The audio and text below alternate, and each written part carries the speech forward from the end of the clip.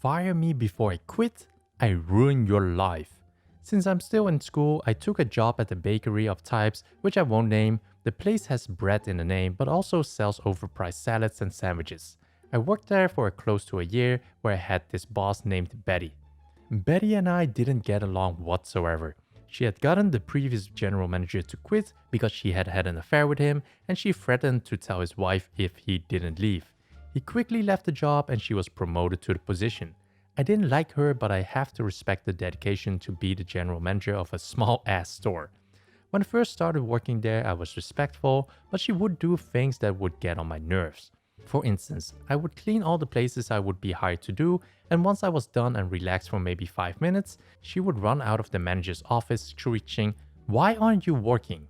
I would tell her of course I did my job, and as a cashier, if nobody is there to help, then I didn't have anything to do.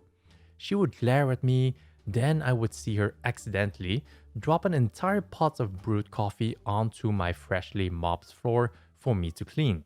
So I learned quickly to always look busy. Once she realized I was going to kneel and kiss the ground she walked on, she started dropping my hours. The store ran on a Game of Thrones type politics for who got promotions and raises. Somehow all her friends were managers and would bully the rest of us. She was barely at work. She would drive to my job clock just in case corporate decided to check her hours, so she was essentially stealing hours. When you clocked in, it printed out a small piece of paper telling when you clocked in. She would just drop them on the floor for me to clean up. I would usually pick them up and stick them into a pocket. So this led me finding Betty clock in and out stubs in my pocket at my house. This will be important for later. Did I mention she was super racist? She was white and most of the staff were my fellow high school peers who were all mostly people of color. One day at work she walked out and told us, "When you're on the clock, I own you." When we all reacted to look at her, she backpedaled and was like, "I didn't mean it like that. This will be important for later." So after a while I got sick of practically begging for hours, so I went to my current job, but decided I merely wanted to drop my hours, which were already barely a day a week. But suddenly when I got my new job, she scheduled me every single day of an entire week. She never did that even when we were on semi-good terms. So I obviously told her I had a new job and couldn't do this. After that, I went home and called my friend who was still working there to tell him I was going to quit tomorrow.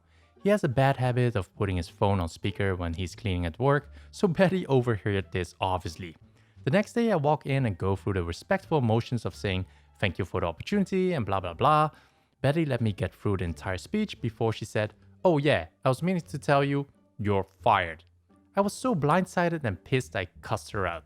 My mom raised me to treat women with respect, but this fucking fat overweight hippo looking bitch pissed me off. She's the type of girl to think binge eating was a personality trait. So I left and was mad about being fired before I could quit, but didn't push out the issue. I'm only 18 and I already had another job. I wasn't expecting Betty to give me a good reference anyway. I would have completely left it alone if it wasn't for the district manager Ben texting me. The revenge. He thought I was still working there, so I explained to him I was fired. He was stunned due to the fact that I was a decent employee. He asked me why she let me go, and I explained it to him and he was angry. He clarified that she fired me before I quit, and I said yes. He was pissed that she did this and asked if there was anything else she might have done. I kind of just vented to him for a bit, but when I told him about the racist remark, he asked if anyone else would collaborate with me. I forgot to mention that she slowly fired and forced people to quit and replaced them with her friends and family, which according to the company policy she couldn't do. Something about conflict of interest. I asked all the people who were working that day if they could, and a few said they would say they did, but one did even better. My one coworker Andy is convinced he's the next big vlogger, so he always has his phone out or just using audio recording for hours for a chance to catch a funny clip. I've watched his content and let me say it's just super cringe. But turns out he labels each recording by the day and times. So when he checked, he found her making racist remarks. I got a brilliant idea. And with my other fired or co-workers forced to quit, we decided to score Andy's recording. We found some great moments of Betty saying controversial things or just being nasty. Like once a guest sneezed on the baked pastries, and when a coworker told her, she laughed it off and said nobody would know. But this wasn't enough for me. I try to avoid conflict, but when I'm in a situation, I will follow it through. I looked her up on Facebook and found out she was married. Nobody knew this. So when she had the affair with the other manager and basically blackmailed him, she was also married and cheating. I don't think anyone ever cared enough to find out because she was a nasty old lady, so I found the old manager's Mark Facebook and found out he and his wife were separated. Turns out, even after he quit, Betty was still trying to blackmail money out of him. When he didn't, she told his wife anyway, causing his wife to divorce him and basically leave him to go back to live with his parents. I did some research, and in my state, blackmail or extortion is a third-degree penalty, which has a max of 7 years in prison with a fine over $10,000 to the victim. So I told the old manager what my plan was for her. He agreed to call the cops on her, but I asked if he would wait until I finished my part first. He said he would give me a week. So I met with District Manager Ben and showed him all our evidence, the recordings and a written statement from my other ex-co-workers and people who were still working there. I also gave Ben the slips of paper when Betty clocked in and then left and returned 8-10 hours later to clock out. Ben thanked me for the information and then I left.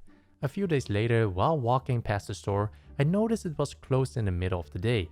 I texted a guy who still worked there and he told me everything. Turns out, Ben first checked the security cameras to see if she was there for the full time she claimed to be. Big surprise, she wasn't. So Ben decided to investigate the store's expenses, since if she's lying about her time, what else could she be stealing? He found out she was stealing money from the store. The guy didn't fully explain how she was, but just that she was. Turns out she was breaking a lot of health and safety codes and used the money for repairs and etc. for herself. So she was fired immediately along with all of her minions, and that left barely anybody to run the store. They shut down to clean up the store and fix things she didn't make, so she's out of a job, and Mark told her husband with photo proof, granny news, ew, that she cheated on him. But Mark phrased it so it seemed like she still was. So Betty's husband flips out and decided to divorce her, and Betty is the type to post everything on Facebook. So she's begging someone to let her stay, but all of her friends and family totally bailed on her. So she was living in her car looking for a job. That's when Mark decided to sue her for extortion, so she scrambles to find a lawyer, and to make it even worse, the company decided to sue her for all the money she stole and plus all the repairs and lost revenue while the store is closed. Betty's life is shit. She had to sell a car for drastically under what it's worth to pay for all the legal trouble. Mark told me bits and pieces of her crying in the courtroom, but not too much. I was never super close with him. Last I heard of Betty is she was living with her sister who definitely hates her. To think she would have avoided all of this if she just let me quit. So that's the story for today's video. If you enjoyed this and want to watch more videos, then click here for more stories, or go check out the info cards in the right corner for more videos.